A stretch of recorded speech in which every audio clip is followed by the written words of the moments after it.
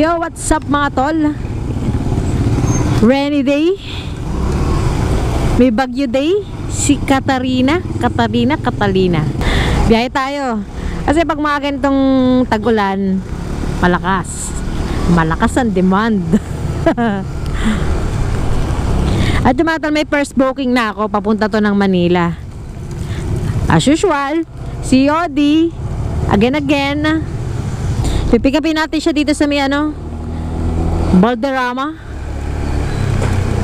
Hindi ko pa alam kung anong item kasi ay sumagot ni ma'am. Siguro kumakain kasi kasagsagan ng kainan ng gantong oras eh. Titignan natin kung magkano kikitain natin ngayong araw. Sundot lang tayo. Gusto ko sa labas kaysa nakahiga. Okay mga tol, update ko kayo pag na-pick up ko na to.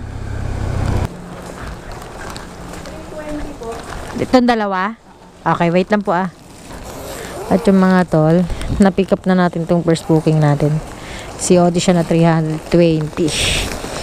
Papasok muna siya dito. Hindi ko pa nababayaran si ma'am. Hanapan na natin to ng kasabay habang inante ko yung sukli. Picture lang ko sir Kasama ka. Dito ka muna sir. Mulan. Okay. Thank you sir.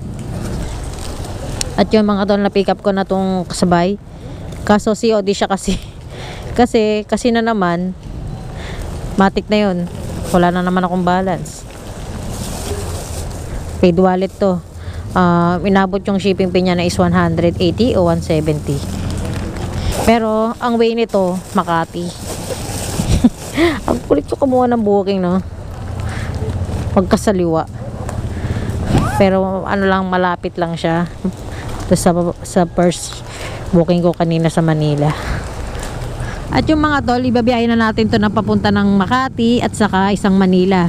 At yung mga tol, kakadrop ko lang ng lettuce bali kumuha ko ng kasabay papunta ulit ng Manila.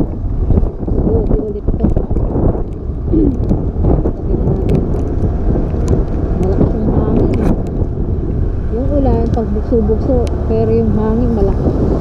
Kanina muntik na tayo tumawag. Dito tayo sa flyover. Hangin. Ingat tayo mga tol. Dahan-dahan lang ang takbo natin. Kahit mga 30 na pwede na yun. Importante, hindi tayo magugulas. Kikasi. Yung Manila. Thank you sir. Mga tol, cook ko na yung kasabay. Baka ito magsasanggip sila. Ayun pa isa natin dito. Ay sorry. Hindi ko po hinagis Bali 581 lahat.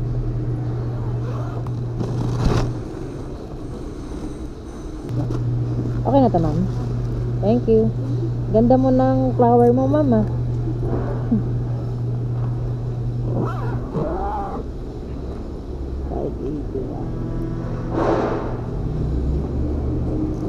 Nako, kulang pa piso. Okay nga, yaman na. Siya naman yung last food din nilibiran Okay. Medyo humupa naman na yung ulan. Tanggalin ko na ba yung kapote ko?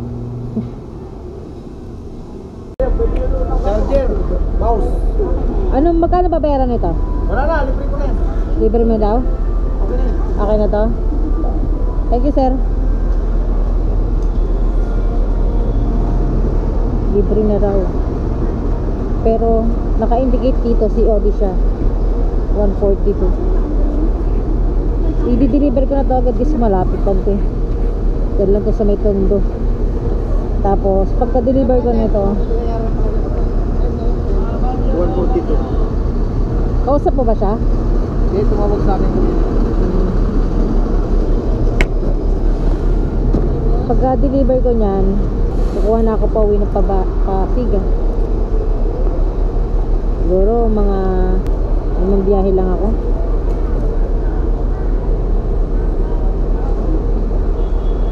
Okay na yun. Pwede natin kung magkano yung limang biyahe na yun.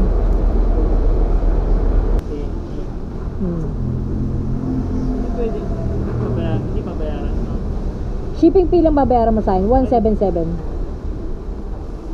Okay na to, sir? Okay, thank you, sir. Opo, papuntang Greenwoods yan? Kainta? Okay. Siya na magbabayad ng shipping fee? Ayan na. Okay, salamat po. Eh, ano to ma'am? Nirent nyo? Nirent nyo po sa kanila? Okay na po. Salamat po. Hanapan natin to ng kasabay. Kala ko di ka na darating eh. Hindi na ganun pa po ang banga sa amin. Iyak na sana ako, tarot. Doon ang bayad nito? Opo. Okay. May nakalagay na tip po dyan. 20? Benta lang nila. Ay sige po, sabihan ko na lang yung magbabayad. Ah, sige. Ano malaman ito? Ano po yan eh, parang papel sa ata na meron. Dokumento po yan. Ah, sige, sige, sige. Po. Okay. Hello, sir, alam mo ba? Kay Mads Mendoza. Saan ganyan na? Ah, wait lang.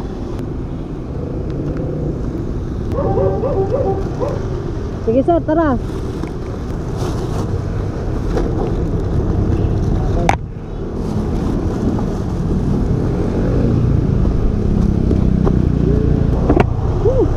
At yung mga tol, napikat ko na itong pangatlo.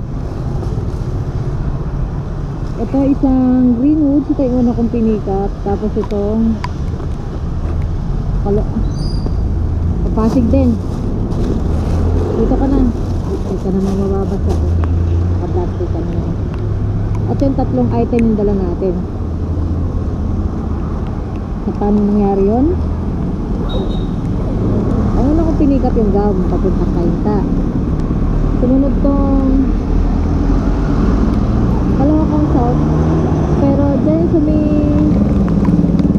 tagal lang yung tundo kasi, pero boundary na kasi kung mga nakakalam na ibang rider dyan. Itong pangatlo, itong pinikat ko ng huli, nakakano siya nakatime, alam niyo yun, may nakagawa na ba ng ganon?